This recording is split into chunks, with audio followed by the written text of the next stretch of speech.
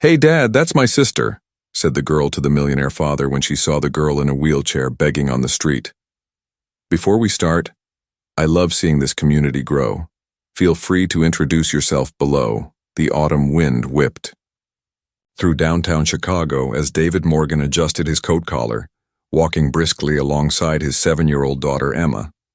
At 42, the renowned financial executive had built an empire from scratch, but nothing in his boardroom experience had prepared him for single fatherhood. 6 years had passed since Sarah's death, yet he still caught himself looking for her familiar smile in crowds. "Daddy, slow down." Emma tugged at his hand, her small legs struggling to match his determined pace. David paused, realizing he'd been walking as if fleeing from ghosts that seemed to follow him everywhere. "Sorry, sweetheart, we're almost—" "Wait!" Emma suddenly stopped, her blue-green eyes, so remarkably like her mother's, fixed on something across the street. "Daddy, look!"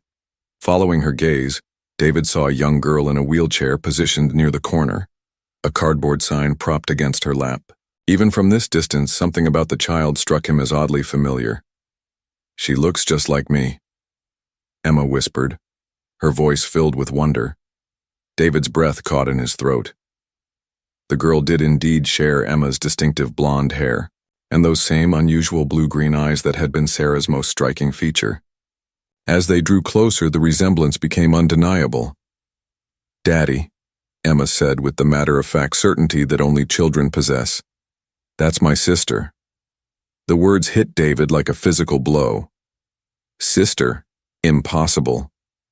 Yet as he stared at the girl, who couldn't be older than 7, his mind began racing through calculations that made his stomach churn. The girl looked up as they approached, her eyes reflecting a wisdom far beyond her years, hardened by experiences no child should endure. "What's your name, sweetheart?"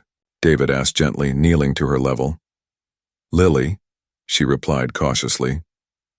"Lily Williams." Williams. The name exploded in David's memory like a forgotten bomb.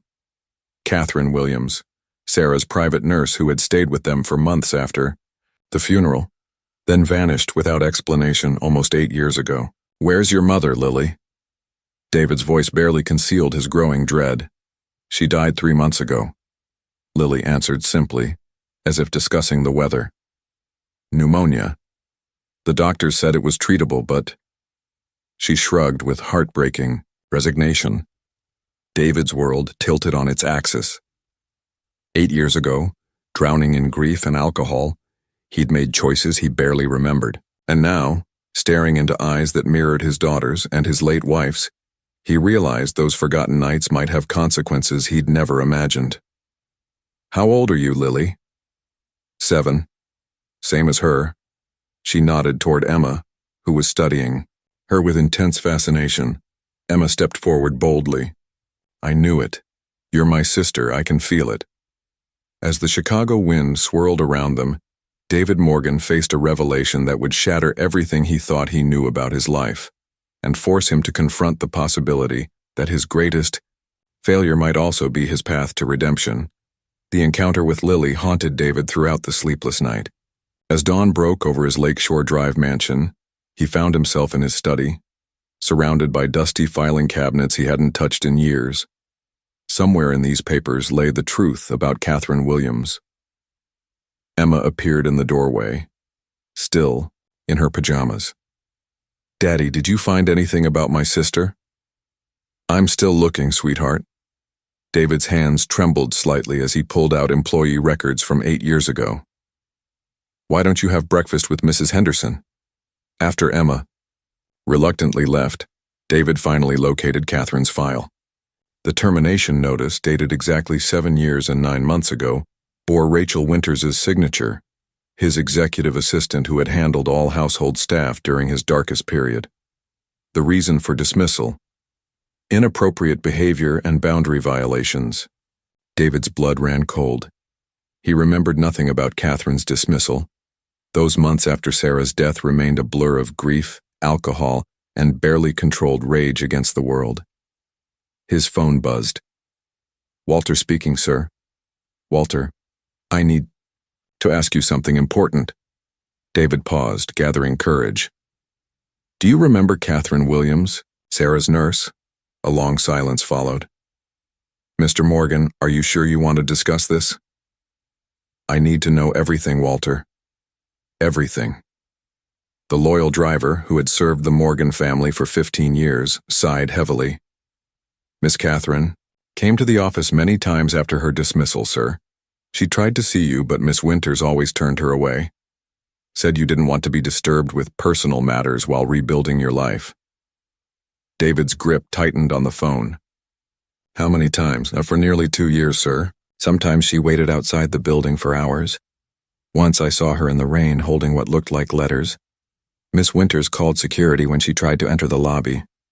The room seemed to spin around David. Did she ever say why she needed to see me? She mentioned something urgent she needed to tell you. Miss Winters insisted you were romantically involved with her and didn't want any reminders of the past. David's hand slammed against the desk. Rachel had systematically blocked Catherine from reaching him, spinning lies about his intentions. If Catherine had been trying to tell him about Lily.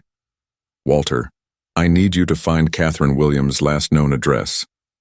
Immediately. Sir, there's something else. Walter's voice grew heavy with regret. Miss Catherine had a baby with her during those visits, a little girl who looked remarkably like Miss Emma. The phone slipped from David's hand as the full weight of his failure crashed down upon him. For nearly 8 years, his daughter had lived in poverty while he remained oblivious, protected by the lies of someone he trusted. Rachel Winters had stolen more than just correspondence. She had stolen his chance to know his child, to save Catherine from the desperation that ultimately killed her. David's assistant buzzed in. Mr. Morgan, Miss Winters is here for the morning briefing. Cancel it, David replied coldly, and cancel everything else. I have a daughter to find. As he prepared to confront Rachel and then locate Lily, one thought echoed through his mind. How many precious moments had been lost? And could he ever make amends for the years of abandonment that weren't truly his choice? The truth was emerging, but with it came a devastating realization of just how much damage one person's jealousy could inflict on innocent lives. David's hands shook as he stood before the weathered apartment building in one of Chicago's forgotten neighborhoods. The address Walter had found led him to a world away from his lakeshore mansion. Cracked sidewalks, boarded windows, and the lingering scent of desperation. Apartment 2B. He knocked gently. An elderly Hispanic woman answered, her eyes immediately wary. You're not from social services, are you? No, ma'am. I'm looking for information about Catherine Williams. I believe she lived here with her daughter. The woman's expression softened with recognition and sorrow. Ah, Catherine. Such a good woman. You must be him, the father she spoke about. David's heart hammered. You knew about me? Soy Elena Martinez. Catherine was my neighbor, my friend. She gestured him inside her modest apartment. When she got sick, she made me promise to watch over Lily. But I'm 72 and my social security barely covers my own expenses. Elena's living room was sparse but clean. On the coffee table sat a framed photo of Catherine and Lily, the little girl beaming despite the shabby surroundings. Catherine tried so hard to reach you, Elena continued, her voice heavy with memory. She showed me letters she wrote but never sent, pictures of you from newspapers. She said people at your company wouldn't let her see you. I never knew she was trying to contact me, David whispered, guilt crushing his chest.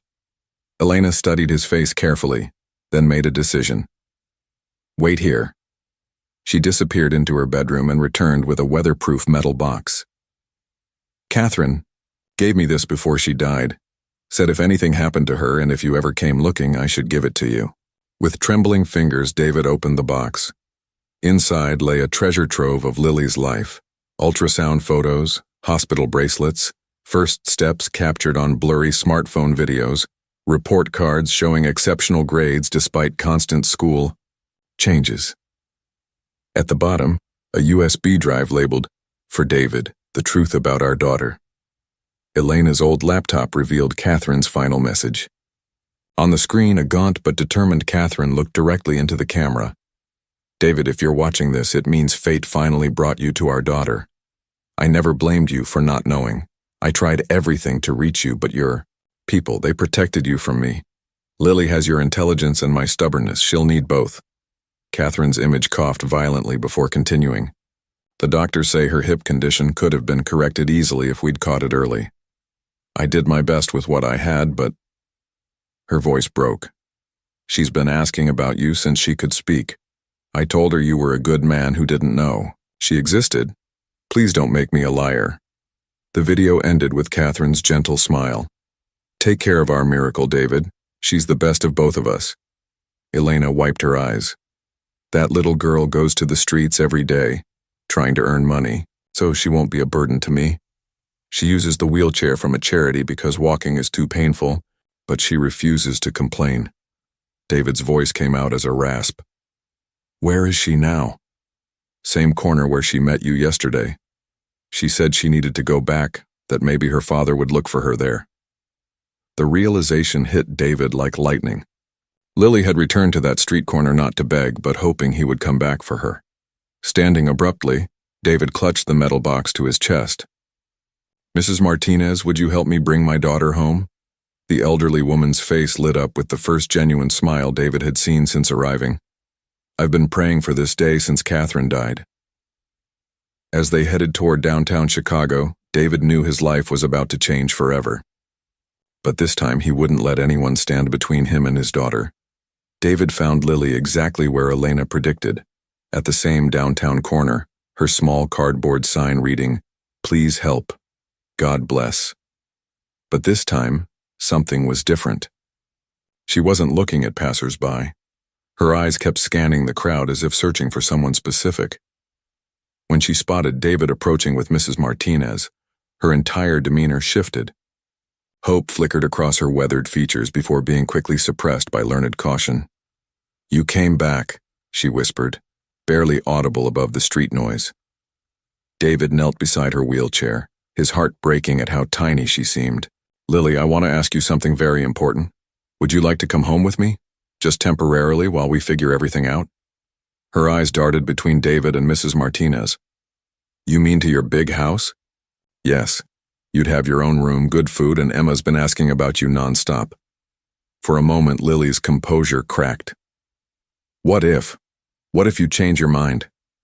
Mrs. Martinez placed a gentle hand on the girl's shoulder. "Mija, this is your father. Catherine always said he was a good man. You really think I'm your daughter?" Lily's voice carried a lifetime of yearning. "I know you are," David replied firmly. "And I'm never going to let you be alone again." The ride to the mansion was silent. Lily pressed against the window, taking in neighborhoods that grew progressively more affluent. When Walter pulled into the circular driveway, her gasp was audible. "This is where my mom worked?" "Yes, sweetheart. And now it's your home too." Emma burst through the front door before they'd even stopped. "Lily, Daddy brought you home." But as they entered the grand foyer, Lily seemed to shrink into herself. The marble floors, crystal chandelier, and sweeping staircase clearly overwhelmed her. During dinner, she sat rigid in her chair, barely touching Mrs. Henderson's carefully prepared meal. Emma, with intuition beyond her years, noticed immediately. "Lily, you don't like fancy stuff, do you?" Lily shook her head, tears threatening. "Me neither sometimes," Emma announced decisively. "Daddy, can we have pizza on the living room floor instead, like an emergency picnic?" David started to protest about proper dining etiquette, but something in Emma's meaningful look stopped him. "That sounds perfect." 20 minutes later, they sat cross-legged on the Persian rug, sharing pepperoni pizza from paper plates. Lily finally relaxed enough to take a real bite. "My mom used to say pizza tastes better when you're sitting on the floor," she admitted shyly. "Smart mom," Emma replied matter-of-factly. "What else did she say?" "That fathers are like guardian angels. They watch over you even when you can't see them." Lily looked directly at David. "Did you really not know about me?" The innocent question pierced David's soul. "No, sweetheart. Someone kept your mother's messages from reaching me.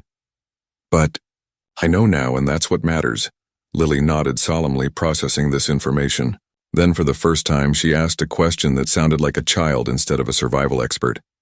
Did my mom really work in this house? She took care of Emma's mom when she was very sick.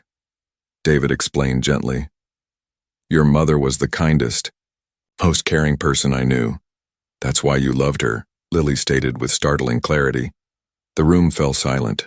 Emma reached over and took Lily's hand. Now we're sisters for real. Does that mean I can stay? Lily's voice was barely a whisper. David moved closer, careful not to crowd her. Lily Catherine Williams, if you'll have me, I'd like to be your father. Not just temporarily. Forever. For the first time since her mother's death, Lily smiled. A genuine, hopeful smile that transformed her entire face and gave David his first glimpse of the happy child she could still become. 3 days after Lily's arrival, David paced anxiously in Dr. Richardson's office, clutching 2 manila envelopes that would determine everything. Emma sat beside Lily in the waiting room, both girls holding hands as they watched cartoons, blissfully unaware that their future hung in the balance. Mr. Morgan, Dr. Richardson entered with a gentle smile. The DNA results are conclusive. Lily is definitely your biological daughter. Relief flooded through David so powerfully his knees nearly buckled. Thank God. There's more, the doctor continued, opening the second envelope. Dr. Peterson's orthopedic evaluation shows that while Lily's hip dysplasia has progressed due to lack of early intervention, significant improvement is still possible with surgery and intensive rehabilitation. David's voice caught. You mean she could walk normally? With proper treatment, yes. It will require multiple procedures over the next 2 years, but Dr. Peterson believes we can restore at least 80% of normal function. The sooner we begin, the better her long-term prognosis. When David returned to the waiting room, both girls looked up expectantly. He had arranged for child psychologist Dr. Bennett to be present for this conversation. Lily, David said, settling into the chair across from her. I have some news. The test confirmed what Emma already knew. You're my daughter. Lily's reaction was surprisingly calm. Mama always said my father was an important man who didn't know I existed. She never lied about anything. She paused, studying David's face.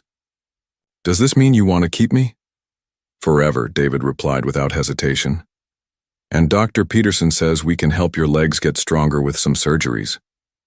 Will it hurt? Some, but you'll have the best doctors and I'll be with you every step of the way. Lily nodded with the same stoic acceptance she'd shown throughout her young life. Mama used to say I was brave like a lion. I guess I'll need to be brave like a lion again. Emma squeezed her sister's hand.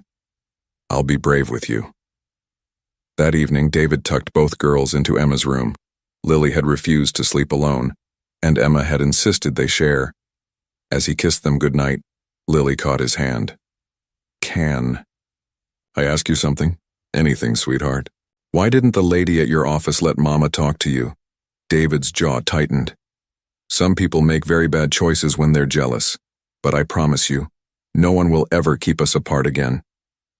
Good, Lily said simply, because I've been waiting my whole life to have a daddy. After the girls fell asleep, David called his attorney. Marcus, I need to file for emergency custody and begin legal recognition of paternity, and I want to explore our options regarding Rachel Winters. David, are you certain about pursuing action against Ms. Winters? It could get messy. She cost me 7 years with my daughter and contributed to Catherine's death through her interference. I want her held accountable. I'll start the paperwork immediately. And David, that little girl is lucky to have found you. But as David stood in the doorway watching his daughters sleep, he knew the truth was exactly the opposite. After years of going through the motions of living, Lily had given him something he'd lost when Sarah died. A reason to truly live again. Tomorrow would bring new challenges. Media attention, corporate scrutiny, and the beginning of Lily's medical journey. But tonight, for the first time in years, David Morgan fell asleep with hope instead of regret filling his heart. The DNA had confirmed what his heart already knew. Lily belonged here, and he would move heaven and earth to give her the life Catherine had dreamed of for their daughter. The Morgan mansion had never echoed with screams before. At 2 a.m., Lily's piercing cries shattered the silence, sending David racing down the hallway in his pajamas. He found her thrashing in Emma's bed, trapped in another nightmare about her mother's final moments. The machine stopped beeping, Lily sobbed, still half asleep. I couldn't wake her up. Emma, remarkably composed for a 7-year-old, was already stroking Lily's hair. It's okay. You're safe now. Tell the nightmare to go away. This was the 4th time this week. Dr. Bennett had warned that Lily's trauma would manifest in various ways: nightmares, regression, and an almost pathological fear of abandonment. I can't sleep in that big room alone, Lily whispered when David suggested she try her own bedroom again. What if you forget I'm here? How about I sleep in the chair next to your bed tonight? David offered. Really? Lily's eyes widened with hope and disbelief. 2 hours later, David dozed uncomfortably in the antique chair, but Lily slept peacefully for the first time since arriving. The next morning brought Lily's first physical therapy session. At Children's Memorial Hospital, she met Dr. Sarah Kim, a petite therapist with infinite patience. This might hurt a little, Lily, Dr. Kim warned as she began the assessment. I'm used to hurt, Lily replied matter-of-factly, causing the adults to exchange concerned glances. As Dr. Kim moved Lily's legs through range of motion exercises, tears streamed down the child's face, but she didn't make a sound. It's okay to cry out loud, sweetheart, David encouraged. You don't have to be strong all the time. Mama said crying doesn't fix anything. Lily gritted through clenched teeth. Your mama was teaching you to be brave, Dr. Kim said gently, but she would want you to let the hurt out too. Even grown-ups cry when things hurt. Do you cry? Lily asked David directly. Yes. I cried when I realized I'd missed so many years with you. For the first time, Lily allowed herself a small whimper during the exercises. That afternoon, David made a decision that shocked his board of directors. He would work from home 3 days a week to maintain consistent routines for Lily. Bennett had emphasized that reliability was crucial for a child who'd experienced profound abandonment. Breakfast at 7, dinner at 6, bedtime stories at 8, he announced to Mrs. Henderson. No exceptions, no matter what's happening at the office. Sir, his assistant called frantically that evening, the Tokyo markets are in chaos. The board needs you. Handle it remotely, David replied, watching Lily attempt to build a puzzle. I'm exactly where I need to be. Emma had appointed herself Lily's official translator, explaining her sister's needs to confused adults. She's not being rude when she doesn't answer right away, Emma informed the housekeeper. She's checking if it's safe to talk. The breakthrough came during their 3rd week together. While helping with homework, Lily suddenly looked up at David. Can I call you Daddy, or do I have to wait for the papers? David's throat constricted. You can call me whatever feels right, sweetheart. Daddy, she said tentatively, testing the word. Then stronger. Daddy. Yes? When Mama was sick, she made me promise to be good, so when you found me, you'd want to keep me. Am I being good enough? David knelt beside her chair, his vision blurring. Lily, you don't have to earn my love. You're perfect exactly as you are.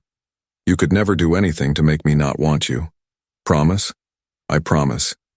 And I'm going to keep promising until you believe it. That night, for the first time, Lily reached for David's hand as he tucked her in.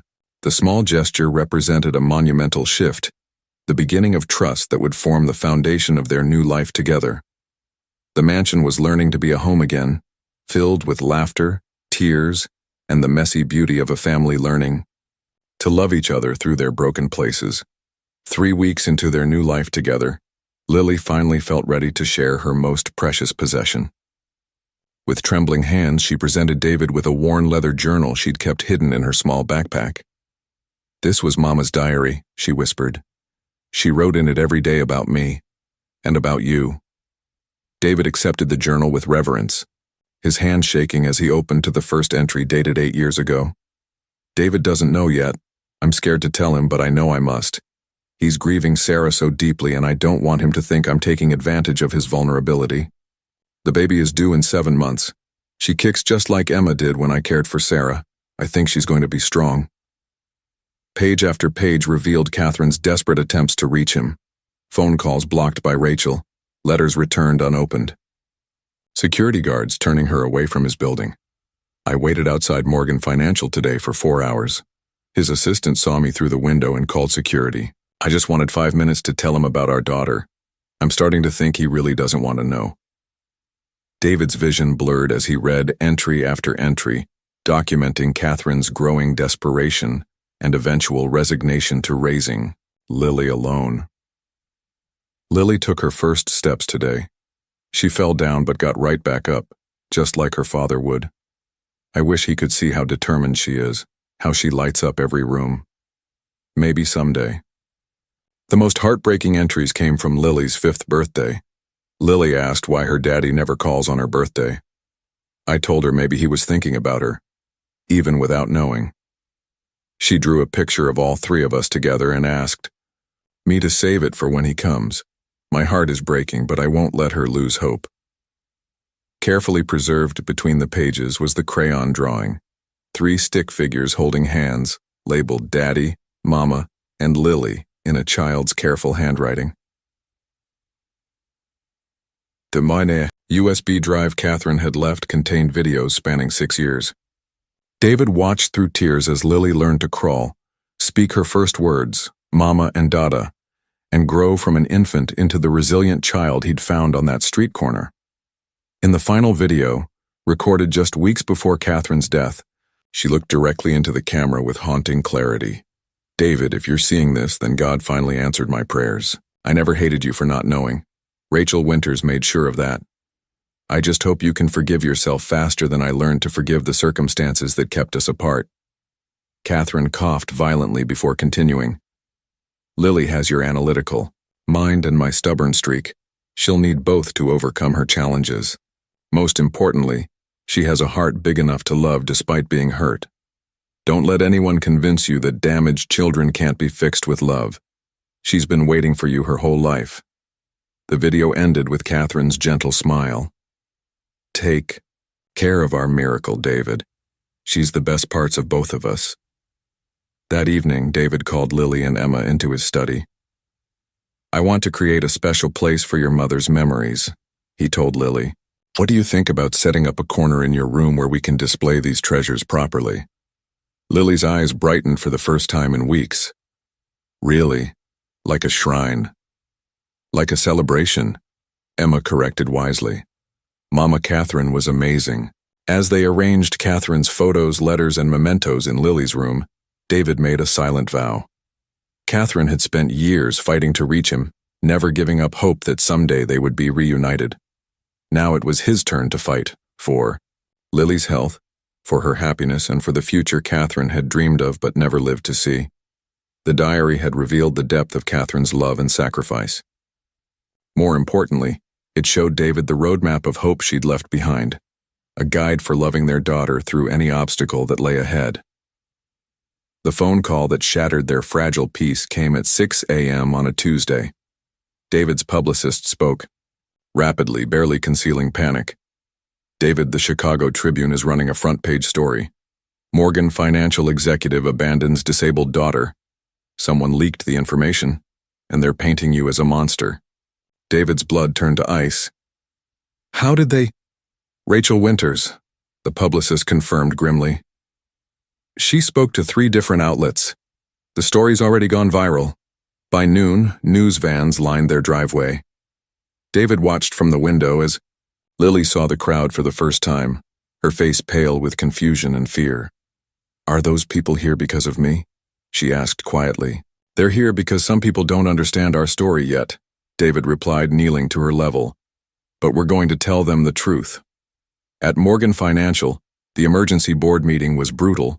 Charles Westbrook, the chairman, delivered the ultimatum with cold precision. David, you need to step back until this scandal blows over. The company's stock has dropped 12% since this morning. My daughter is not a scandal, David replied icily. She's a 7-year-old who's been through hell. Be realistic, board member Patricia Hayes interjected. This looks terrible. A wealthy executive who abandons his child. Our clients are questioning our judgment. David stood slowly, his voice carrying quiet steel. I didn't abandon Lily. Someone I trusted blocked every attempt her mother made to reach me. I will not step down, and I will not hide my daughter because you're worried about stock prices. Then we'll have to consider a vote of no confidence, Westbrook threatened. Do what you feel you must, David replied. But I'm holding a press conference this afternoon to tell the real story. Against his publicist's desperate advice, David arranged the interview for their home's front lawn. He refused makeup, prepared statements, and insisted Lily be present if she chose. I want to be there, Lily said with surprising determination. Mama always said the truth makes people free. When the cameras rolled, David faced them directly, Lily in her wheelchair beside him, Emma holding her sister's hand. My name is David Morgan, and this is my daughter Lily, he began simply. 7 years ago, someone I trusted deliberately prevented me from knowing about her existence. Her mother, Catherine Williams, tried for nearly 2 years to reach me. She died 3 months ago, alone, and believing I had rejected them both. His voice cracked, but he continued. I failed my daughter, not through choice but through betrayal. I can't change the past, but I can control our future. Lily is not my situation to manage. She's my child, and she deserves every opportunity I can provide. A reporter shouted, What about the company's concerns? Any company that would ask me to hide my daughter's existence isn't worth leading, David replied firmly. Morgan Financial will be stronger because of what Lily has taught me about resilience and hope. When another reporter asked Lily how she felt about her new life, the 7-year-old surprised everyone by speaking directly into the microphone. My mama told me that sometimes good things come from sad things. She died, but I found my daddy and my sister. I think Mama would be happy. The raw honesty of a child speaking truth silenced the crowd. David felt his phone buzzing with messages, some supportive, others threatening. But as he looked down at Lily, who had just faced her greatest fear to defend their family, he realized the opinion that mattered most was hers. That evening, Walter approached David privately. Sir, the staff has been talking. We all want you to know, we stand with you and… Miss Lily, Mrs. Henderson is already planning to redecorate the playroom. The world might judge them, the board might revolt, and the media might continue its assault. But David had just learned something more valuable than any stock price. When you fight for love instead of image, you discover who your real allies are. While the media storm raged outside, a quieter battle was being fought within the walls of the Morgan mansion. Despite David's public declarations and the family's growing bond, Lily's deepest fears remained untouched by cameras and headlines. Mrs. Henderson noticed it first.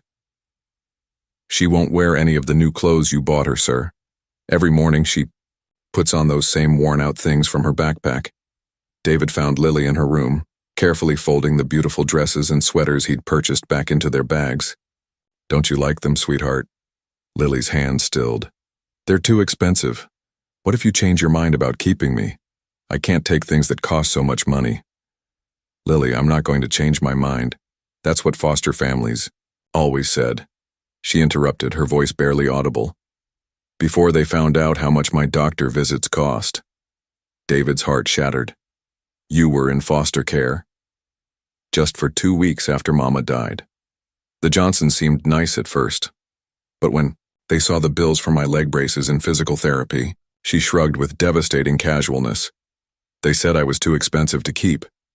The revelation hit David like a physical blow. His daughter had learned to expect abandonment based on her medical costs. Lily, look at me. He waited until her fearful eyes met his. I have more money than we could spend in 10 lifetimes. Your medical care isn't a burden. It's a privilege to provide for you. But the damage was deeper than logic could heal. During Dr. Bennett's next session, Lily's anxiety manifested in heartbreaking ways. What if the surgery costs too much? She asked. What if I can't get better fast enough? What if I'm too broken to fix? That night, David overheard a heated phone conversation between his lawyer and the insurance company about coverage limits for Lily's upcoming procedures. The amounts being discussed were staggering. Multiple surgeries, years of rehabilitation, experimental treatments. What he didn't notice was Lily in the hallway, having wheeled herself out of bed for a glass of water. Her face went white as she heard phrases like exceeding policy limits and significant financial exposure. At 3 a.m., David woke to find Lily's bed empty. Panic seized him until he spotted movement in the garden. There she was, trying to drag herself toward the gate, her wheelchair abandoned on the porch. "Lily, what are you doing?" She collapsed on the wet grass, sobbing with exhaustion and despair. "I heard you talking about the money. I know I cost too much. I was trying to leave before you had to send me away." David gathered her into his arms, his own tears falling freely. "Oh, baby girl, I'm so sorry you heard that and thought." He held, her tighter. "I wasn't worried about paying for your care. I was making sure we have the very best doctors no matter what it costs. But what if the company fires you because of me? What if we lose all your money?" "Then we'll figure it out together," David said fiercely. "Lily, I would live in a cardboard box before I would give you up. Do you understand me? There is no amount of money more important than having you in my life." They sat in the garden as dawn broke, David explaining his finances in terms a 7-year-old could understand. "I have enough money to take care of you, Emma, and your children's children. Your medical bills don't even make a dent." "Promise?" Lily whispered. "I promise. And from now on, if you hear me on the phone about anything that worries you, you come. Ask me immediately. No more carrying these fears alone."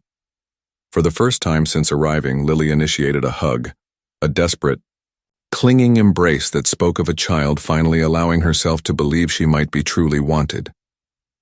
When Emma found them at breakfast, she took one look at her sister's puffy eyes and David's rumpled clothes and declared, "Bad dream night?" "The worst kind," David admitted. "But we're through it now." Emma nodded sagely. "That's what families do. We get through the scary stuff together." As Lily finally agreed to try on one of her new dresses, David realized that healing his daughter would require more than medical procedures. It would take time, patience, and proving every single day that love wasn't conditional on cost. The first day at Lakewood Academy marked a new chapter for both girls. Emma had insisted that Lily attend her private school, declaring, "We're sisters. We stick together." But the reality proved more challenging than Emma's optimistic vision. As David helped Lily from the car, whispers followed their path to the main building. Other parents stared with undisguised curiosity, their children pointing at the wheelchair with the thoughtless cruelty of youth. "Is that the girl from the news?" one mother asked another, not bothering to lower her voice. "The one who was abandoned?" Emma's jaw set with determination that mirrored her father's. She positioned herself protectively beside Lily's wheelchair and announced loudly, "Her name is Lily, and she's my sister." The first few classes went smoothly, but lunch brought inevitable challenges. In the cafeteria, Emma watched carefully as other children approached their table with varying degrees of curiosity and meanness. "Why can't you walk?" asked Tommy Fletcher, bluntly. Before Lily could answer, Madison Price, the class queen bee, delivered her verdict with surgical precision. "My mom says you used to be homeless. Is it true your mother was just a maid?" Lily's face flushed crimson, her hands gripping her lunch tray until her knuckles went white. Emma felt her sister's humiliation like a physical blow. "Your mom needs to learn some manners," Emma replied coolly. "My sister has more courage in her pinky finger than you have in your whole spoiled body," Madison sneered. "At least my parents wanted me from the beginning." The cafeteria fell silent. Lily's eyes filled with tears she refused to shed. But Emma's protective instincts exploded. "You know what the difference is between Lily and you?" Emma stood up, her 7-year-old voice carrying surprising authority. "Lily survived losing everything and still has room in her heart to be kind. You have everything and you're still mean. Who do you think is really lucky?" The teacher on duty arrived to defuse the situation, but the damage was done. Lily remained silent for the rest of the day, retreating into the shell Emma had worked so hard to help her escape. That evening, Emma found Lily staring out her bedroom window at the setting sun. "Are you okay?" Emma asked, settling beside her sister's wheelchair. "Madison was right," Lily whispered. "You were wanted from the day you were born. I was. A mistake that nobody knew about." Emma's heart broke for her sister. "Lily, look at me." She waited until Lily turned. "Do you think Daddy loves you less than me? Maybe. I cost more money and cause more problems. That's not how love works," Emma said with startling wisdom. "Daddy loved me when I was a baby and couldn't do anything but cry and mess my diaper. He loves you now even though you need special doctors. Love isn't about what you can do, it's about who you are." That night the girls developed their secret sister code. Emma taught Lily their special hand signals. Thumb and pinky up meant "I've got your back." Touching your heart meant family forever. And making a star with both hands meant Mom is watching over us. "We need to practice," Emma declared seriously. "Tomorrow, if Madison is mean again, I'll give you the "I've got your back" signal, and you'll know I'm ready to defend you." "What if I give you a signal?" Lily asked shyly. "What kind of signal?"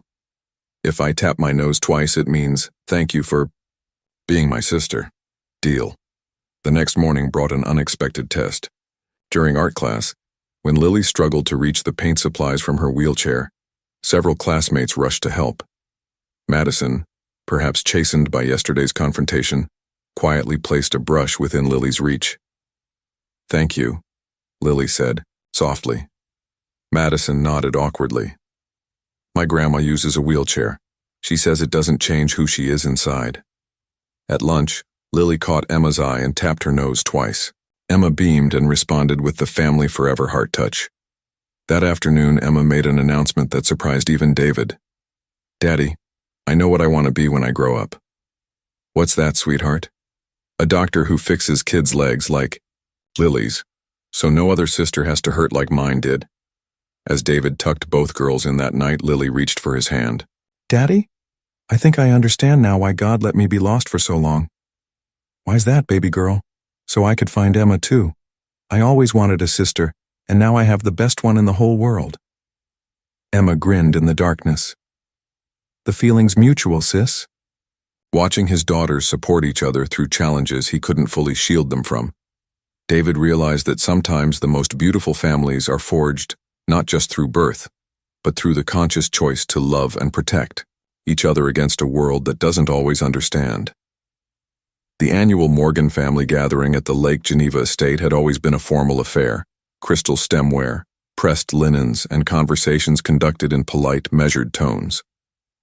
This year, however, David knew everything would be different. He was bringing Lily to meet the extended Morgan clan. Elizabeth Morgan, David's 78-year-old mother and undisputed family matriarch, greeted them at the grand entrance with her characteristic reserve. Her sharp blue eyes, so like David's, immediately settled on Lily with calculated assessment. "So this is the child," Elizabeth said, her voice neither warm nor cold, simply evaluating.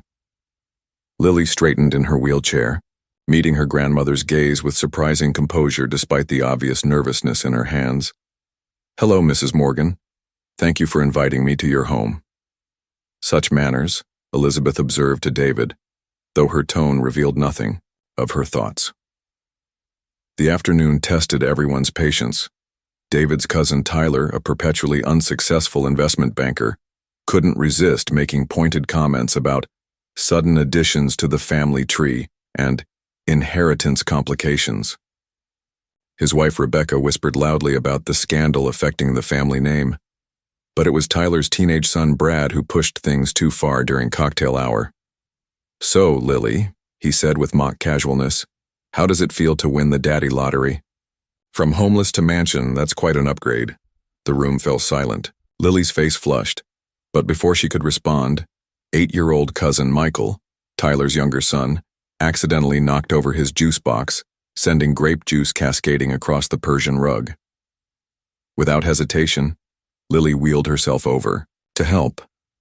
"It's okay, Michael. Accidents happen to everyone," she said gently, using napkins to help clean up while other adults stood frozen in horror at the stain. "I'm sorry," Michael wailed. Grandma Elizabeth is going to be so mad. No, she won't, Lily assured him with remarkable confidence. My mama always said that people who love you care more about you than their things. Emma, who had been watching, from across the room deliberately picked up her own drink and accidentally spilled it directly onto Brad's designer sneakers. Oops, she said innocently. Looks like accidents are contagious today. Elizabeth Morgan had observed the entire exchange from her chair by the fireplace. She watched how Lily instinctively comforted a distressed child, how she showed grace under Brad's cruel comments, and how she demonstrated wisdom beyond her years. As the afternoon wore on, Elizabeth noticed other things. How Lily patiently helped elderly Uncle Robert find his reading glasses, how she listened attentively to Aunt Margaret's endless stories about her cats, and how she never once complained, despite obvious fatigue from the long day. The defining moment came when Cousin Tyler, emboldened by wine, made his most cutting remark yet. Let's be honest, David. This whole situation is about guilt, not love. You're overcompensating for your mistake, and it's affecting the entire family dynamic. Maybe it's time to consider alternative arrangements. The temperature in the room dropped perceptibly. David's face darkened with rage, but before he could respond, Elizabeth Morgan's voice cut through the silence like a blade. Tyler. Her tone could have frozen fire.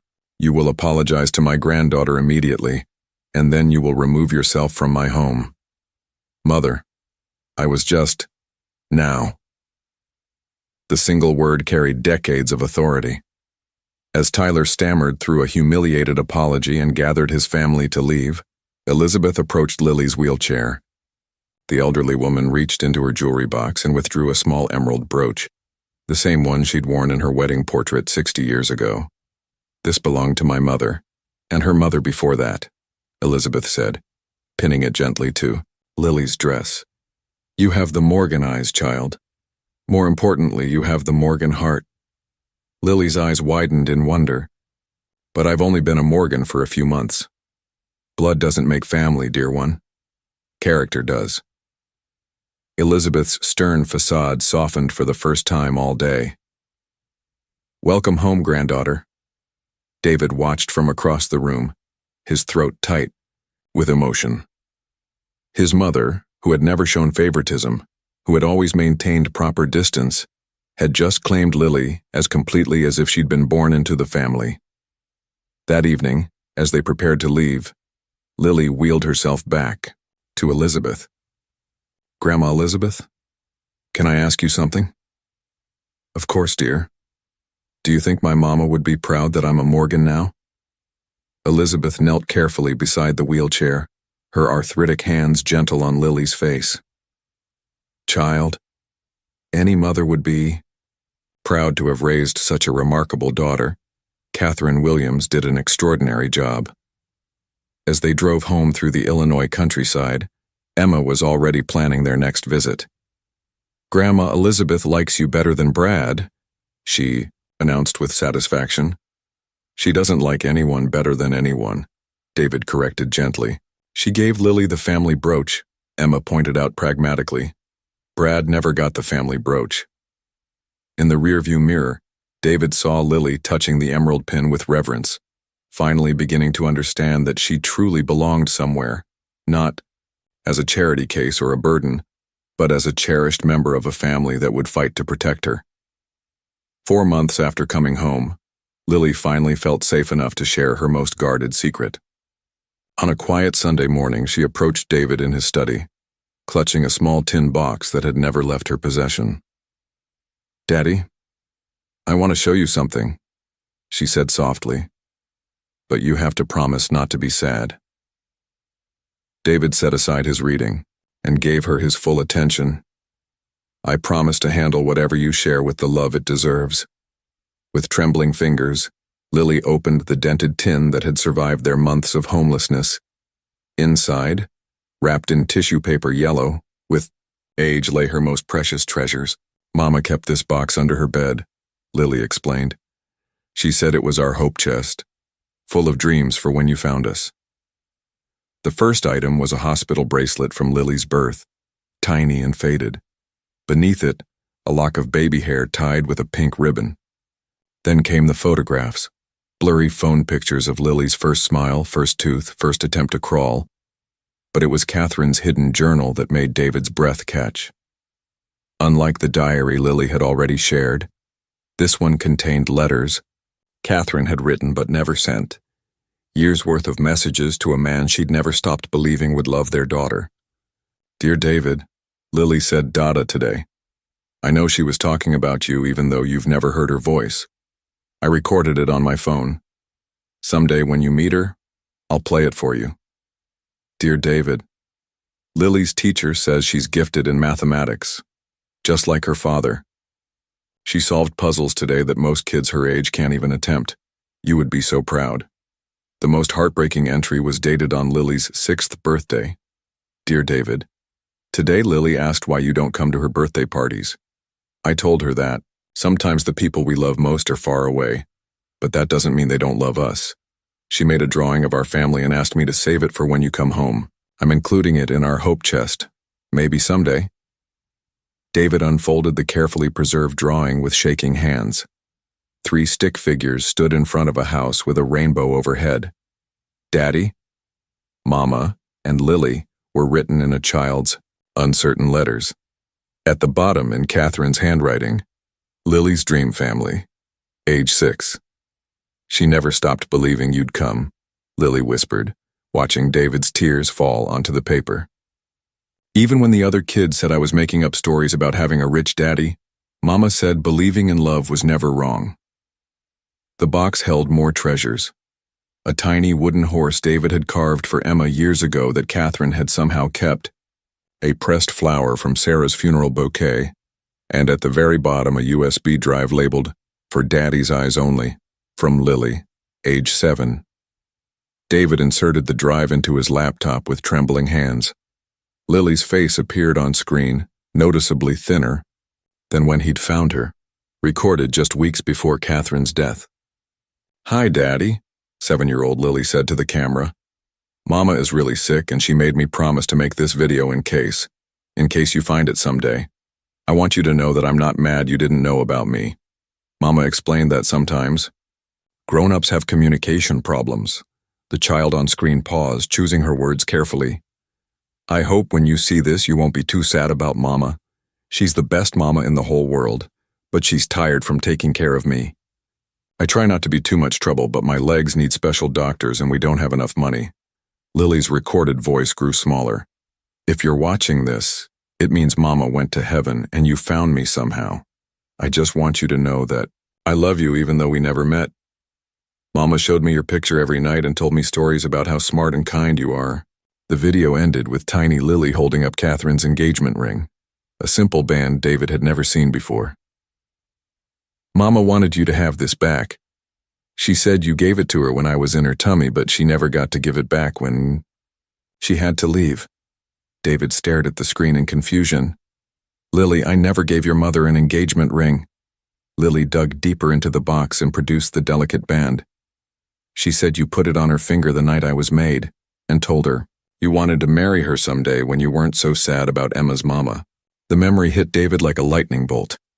That night, 8 years ago, in his grief-stricken haze, he had indeed proposed to Catherine in a moment of desperate loneliness. He barely remembered it. The alcohol, the tears, the desperate desire to not be alone with his pain. Catherine had accepted, knowing he wasn't thinking clearly, and had left the next morning to give him space to grieve properly. She'd kept the ring as a symbol of a love that might have been, in a different time, under different circumstances. "She loved you so much, Daddy," Lily said softly. She used to say that maybe in heaven the 3 of us could be a real family. That afternoon, David helped Lily create a proper memorial corner in her room. They arranged Catherine's treasures with reverence: photos, letters, the engagement ring in a place of honor, and the stick figure drawing framed in silver. "Thank you for sharing this with me," David said, kissing Lily's forehead. "Your mama was right about one thing. We are a real family, just not the way she imagined." "Better," Lily replied with sudden certainty, "because now I have you and Emma. Mama would say that's a bonus miracle. 3 weeks after Lily's first successful corrective surgery, she made a request that caught David completely off guard. "Daddy, I want to visit Mama's grave," she said quietly during breakfast. "I need to tell her about the operation and about you and Emma." David's chest tightened. He'd been dreading this moment, knowing how difficult it would be for Lily and for himself. "Of course, sweetheart, whenever you're ready." "I'm ready now," she replied with the same quiet determination that had carried her through months of physical therapy. What David discovered about Catherine's burial arrangements filled him with shame and regret. She'd been laid to rest in Graceland, cemetery's pauper section, a simple grave marked only with a temporary plastic placard bearing her name and dates. David spent the next week working in secret with the cemetery's monument specialist. When they arrived at Graceland on Saturday morning, Lily gasped at the transformation. Where the plastic marker had been, a beautiful granite headstone now stood, engraved with Catherine's name, and a message David had carefully chosen. Catherine Williams, beloved mother, whose love transcended every obstacle. Below her dates, a smaller inscription read, "She taught our daughter to believe in miracles, and her faith made one come true." Lily sat in her wheelchair for a long moment, tears streaming down her face. Then she pulled out a carefully written letter from her purse. "Dear Mama," she read aloud, her voice steady despite her tears. "I found Daddy, just like you always said I would. He's everything you told me he would be.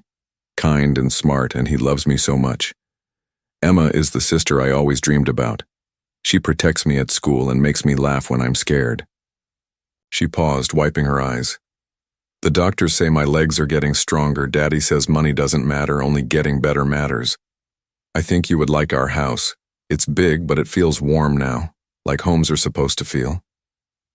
Emma stepped forward and placed her own small bouquet beside Lily's.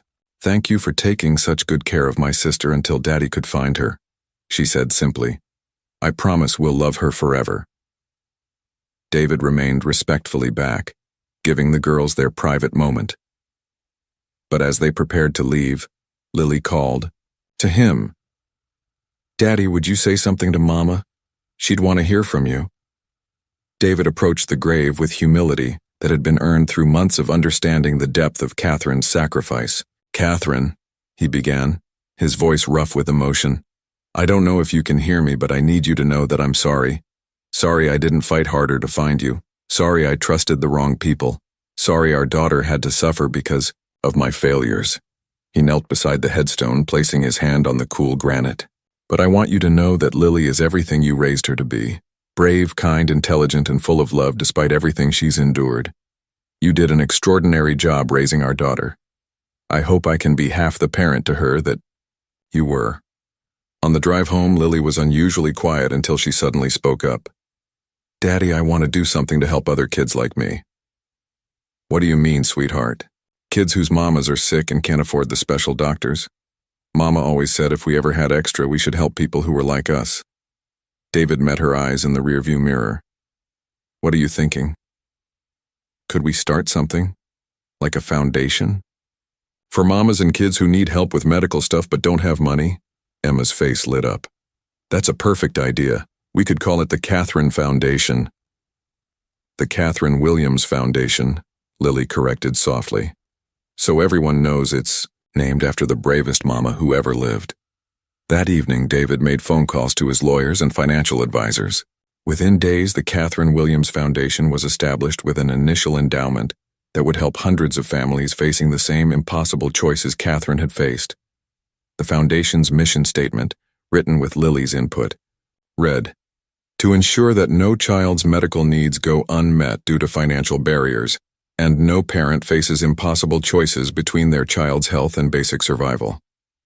At the foundation's quiet inaugural ceremony a month later, held in the mansion's garden, Lily cut the ribbon from her wheelchair. The first recipient was Mrs. Martinez's grandson, who needed surgery for a heart defect his family couldn't afford. "Mama always said that love makes more love," Lily told the small gathering. "Now her love is going to help lots of families stay together." As David watched his daughter transform her own pain into purpose, he realized that Catherine's greatest gift wasn't just Lily herself. It was the example of how love could overcome any obstacle, survive any separation, and ultimately heal wounds that seemed impossible to mend.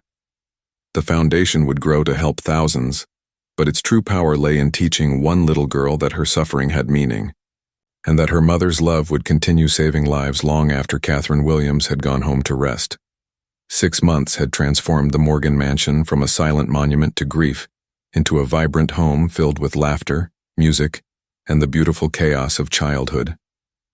The formal dining room now hosted tea parties with stuffed animals. The pristine living room bore the cheerful scars of art projects and board games. Most remarkably, David's study, once his sanctuary from the world, had become homework central, where 2 determined girls tackled mathematics and Emma practiced reading aloud to Lily. The physical changes in Lily were remarkable. Her second surgery had been even more successful than the first, and Dr. Peterson was cautiously optimistic about her long-term prognosis. During her morning physical therapy sessions, Lily could now stand with minimal support for nearly 10 minutes, a milestone that brought tears to everyone's eyes. But the emotional transformation was even more profound. At school, Lily had blossomed into an unexpected leader. Her natural empathy, forged in the crucible of loss and hardship, drew other children to her. When new student Marcus arrived mid-semester, clearly struggling with his parents' divorce, it was Lily who befriended him first. "Sometimes grown-ups have problems that aren't our fault," she told him with wisdom far beyond her 8 years. "But that doesn't mean we're not loved." Her teachers were amazed by her writing abilities. English. Teacher Mrs. Patterson had never seen such emotionally mature work from a 3rd grader. Lily's essay, titled "The Day I Found My Family," had moved the entire faculty to tears and was selected for the school's literary magazine. Emma, inspired by her sister's resilience, had announced her career plans with characteristic determination. "I'm going to be an orthopedic surgeon like Dr. Peterson," she declared, "but specifically for kids so no other sister has to hurt like Lily did." She'd begun checking out medical textbooks from the library, though David had to gently explain that basic human anatomy might be a bit advanced for a 2nd grader. The school's annual talent show provided an unexpected showcase for both girls' growth. While other children performed traditional songs or dances, Lily had chosen to write and recite an original poem. Emma insisted on accompanying her sister on stage, not as a performer, but as her official assistant. Standing at the microphone, Lily's clear voice filled the auditorium. "I used to think that broken things could never be made whole, that missing pieces meant you'd always have an empty hole. But then I learned that families aren't just the ones you're born to find.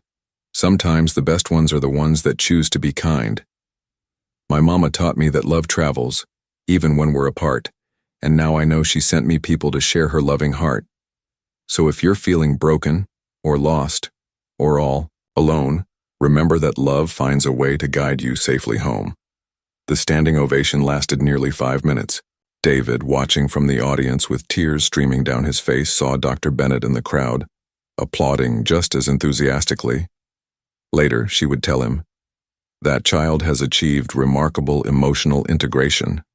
The trauma that could have destroyed her has instead become her greatest strength." The evening's most touching moment came when Lily returned to her seat after her performance. Madison Price, the same girl who had been cruel months earlier, approached hesitantly. "Lily, that was beautiful," she said quietly.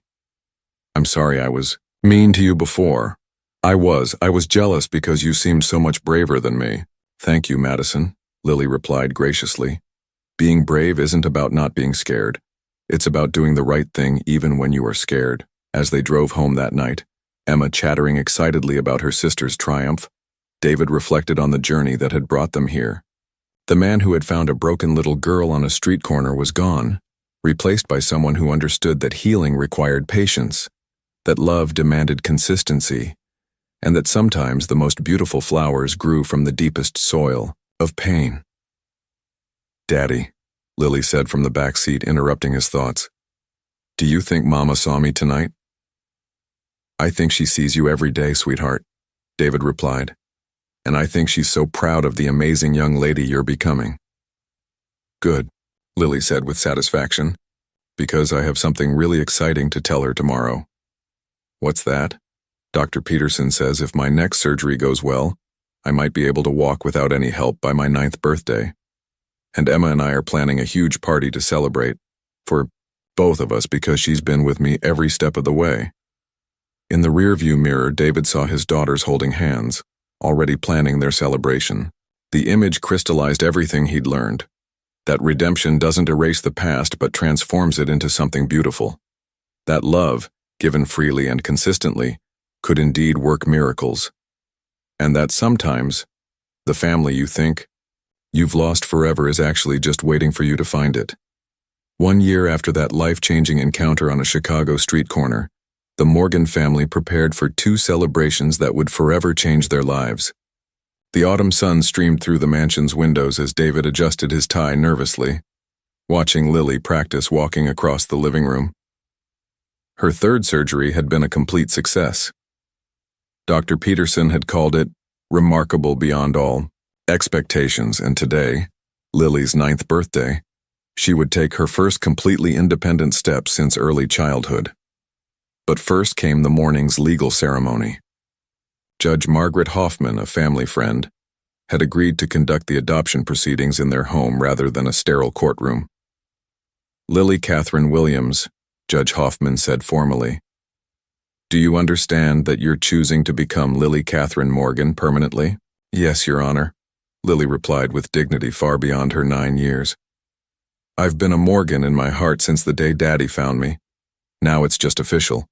The papers were signed with witnesses including Mrs. Martinez, now a permanent part of their extended family, Walter, Mrs. Henderson, and Dr. Bennett, who had become more friend than therapist.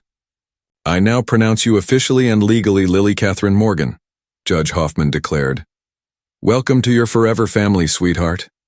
Emma whooped with joy. "Now nobody can ever say you don't belong here." As afternoon approached, friends and family gathered in the garden for Lily's birthday celebration. The Catherine Williams Foundation had sent a beautiful arrangement with a card reading, "To our founder's daughter, may your steps forward honor her memory."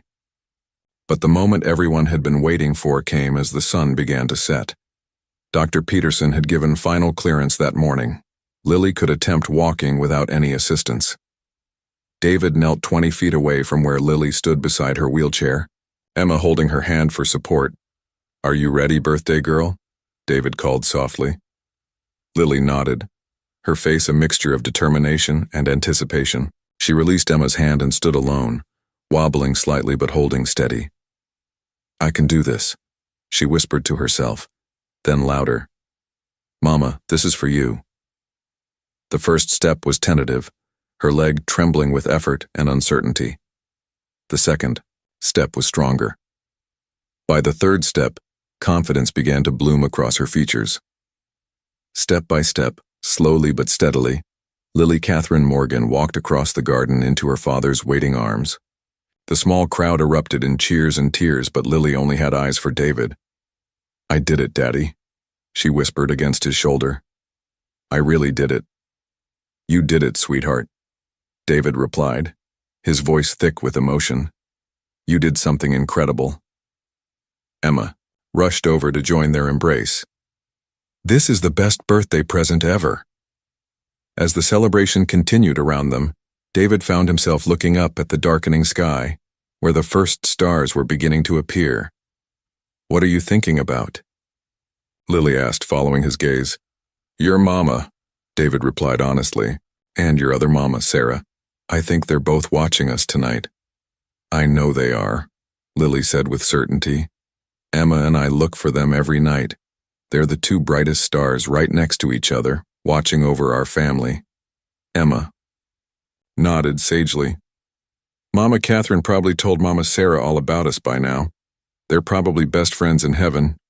Later that evening, after the last guests had gone home and the girls were finally in bed, David sat alone in his study, surrounded by photographs that told their story. Pictures of Lily's first day home, her first smile, her first successful therapy session. Images of Emma teaching her sister to play chess, both girls covered in flour from a disastrous baking attempt, family portraits that grew progressively more natural and joyful. On his desk sat Catherine's engagement ring in a place of honor, along with Lily's original stick figure drawing of their family.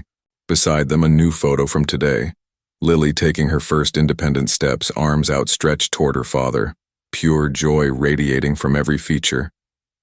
The tragedy that had once defined his life, Sarah's death, Catherine's struggle, Lily's years of abandonment, had been transformed into something beautiful and purposeful. The Catherine Williams Foundation now helped hundreds of families avoid the desperate choices Catherine had faced. His daughters, bound by choice rather than just blood, had taught him that love multiplied when shared freely. A soft knock interrupted his reflections. Lily stood in the doorway in her pajamas, walking steadily on her own. "Daddy?" I couldn't sleep. I kept thinking about Mama Catherine and what she would say if she could see us now. David opened his arms and Lily walked into his embrace with the same determination she'd shown all day. "What do you think she would say?" David asked. Lily considered carefully. "I think she'd say that sometimes the most beautiful families grow from the saddest beginnings, and that love always finds a way home." As David tucked his daughter back into bed, he realized that Lily was absolutely right. They hadn't just survived their broken beginnings. They had transformed them into something magnificent, a family united not by perfection, but by the courage to love despite life's hardest challenges. The little girl who had once been lost was now home. And in finding her, David had discovered that redemption wasn't about erasing the past.